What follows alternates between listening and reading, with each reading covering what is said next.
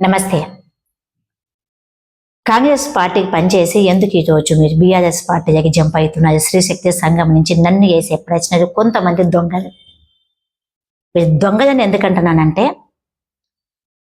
TRS పార్టీలో గెలిచి కొన్ని పదవులు వచ్చిన తర్వాత పార్టీ అడ్డు పెట్టుకొని గెలిచిన పార్టీ కాంగ్రెస్ పార్టీ ఏదైతే ఉందో దాంట్లోకి జంప్ అయిన ఈ దొంగలు నన్ను ప్రశ్నిస్తున్నారు. కాంగ్రెస్ పార్టీ ఓటమిలో నేను పనిచేసి పార్టీకి పనిచేసిన తర్వాత ఎంతో మంది దొంగలను బయట పెట్టి ఆ సాక్ష్యాలు నా యూట్యూబ్ ఛానల్ పెట్టి ప్రజల ముందు పెడితే నా యూట్యూబ్ ఛానల్ కూడా డిలీట్ చేశారు. మైనస్ అయింది అని చెప్పి తెలిసిపోతుంది కదా, నాకు విజయం వస్తుందని తెలిసిపోతుంది, భయం అవుతున్నట్టుంది వాళ్ళకి. ఈరోజు మళ్ళీ బీఆర్ఎస్ పార్టీలోకి వెళ్తే ఖచ్చితంగా బీఆర్ఎస్ పార్టీ గెలుస్తుంది, ఇది గెలిపించుకుంటుందని చెప్పి భయం పుట్టి మమ్మల్ని రానేయకుండా అడ్డుపు చేస్తున్నారు. వాళ్ళకి సూటిగా ఒక ప్రశ్న: స్త్రీశక్తి సంఘం ఎక్కడ కబ్జా చేయలేదు, ఎక్కడ దొంగతనం చేయలేదు, ఎక్కడ చేచాచలేదు, ఎక్కడ అక్రమణంగా కొన్ని వేల కోట్లు ఆస్తులు మా పేరు మీద లేవు. ఈరోజు తిరిగి బీఆర్ఎస్ పార్టీలోకి ఎందుకు వెళ్ళిందంటే స్త్రీశక్తి సంఘము, మరి మీకు చెప్తున్నా నేను, కాంగ్రెస్ పార్టీ మాకు ఎన్నిపోటు పొడిచింది కాబట్టి మాతో 8 సంవత్సరాలు కాదు 18 సంవత్సరాలు పార్టీకి పనిచేసిన తర్వాత 8 సంవత్సరాల కిందట సీఎం గారు ఇలా పని చెయ్యండి అని చెప్పి మాకు ఒక బాధ్యత అప్పచెప్పినాక ఆ బాధ్యతని మేము నెరవేర్చిన తర్వాత సక్సెస్ఫుల్ అయిన తర్వాత ఎక్కడ వాళ్ళ దొంగలు బయటపడతాదని చెప్పేసి మమ్మల్ని దొంగలుగా చేసి జైలు పెట్టించింది కాంగ్రెస్ ప్రభుత్వం. ఆలోచించండి.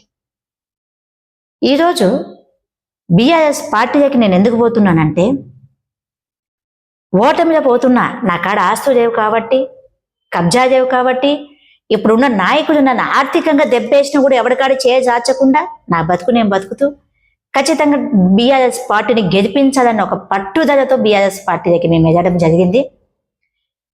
జూబ్లీస్ ఎలక్షన్స్ ఇప్పుడు నవీన్ గారు ఒక మాట అంటున్నారు, బీఆర్ఎస్ పార్టీలో ఉన్న వ్యక్తులు కాంగ్రెస్ పార్టీలోకి వస్తున్నారని చెప్పేసి ఆ విషయం క్లియర్ చేద్దామని చెప్పేసి నేను మళ్ళీ ఈరోజు మీడియా ముందుకు వచ్చిన.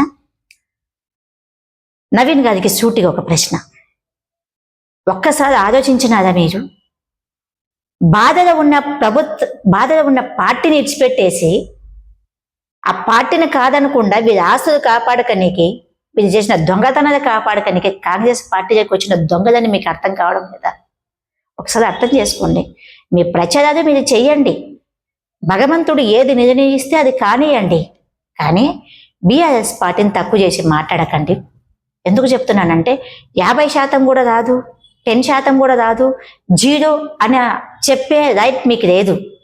కాలం మీద నిర్ణయిస్తుంది. ఇప్పుడు చేసిన పాపం చేసినట్టు వెనకబడి చూపిస్తుంది కాలం కూడా. ఎవరు తప్పు చేసినా వాడికి శిక్ష పడుతుంది ఖచ్చితంగా. కానీ రేపు వెలుగు ఖచ్చితంగా కేసీఆర్ గారు నిలబడతారు, బీఆర్ఎస్ జెండానే ఎగురుతుంది. ఇది స్త్రీశక్తి సంఘం నుంచి మేము ప్రామిస్ చేస్తున్నాం. దయచేసి నాయా నీతికి నిజాయితీకి నిలబడి పనిచేసే కొన్ని వందల మంది కార్యకర్తలు కూడా ఈరోజు బీఆర్ఎస్ పార్టీని నమ్ముకొని బీఆర్ఎస్ పార్టీకి బలంగా కేసీఆర్ అన్నకి దైన్యంగా మేము ముందుకు నడుస్తున్నాం కాబట్టి ఖచ్చితంగా బీఆర్ఎస్ పార్టీని గెలిపించుకుంటాము. గెలిపించుకున్న తర్వాత మా సత్తా అయితే చూపిస్తాం.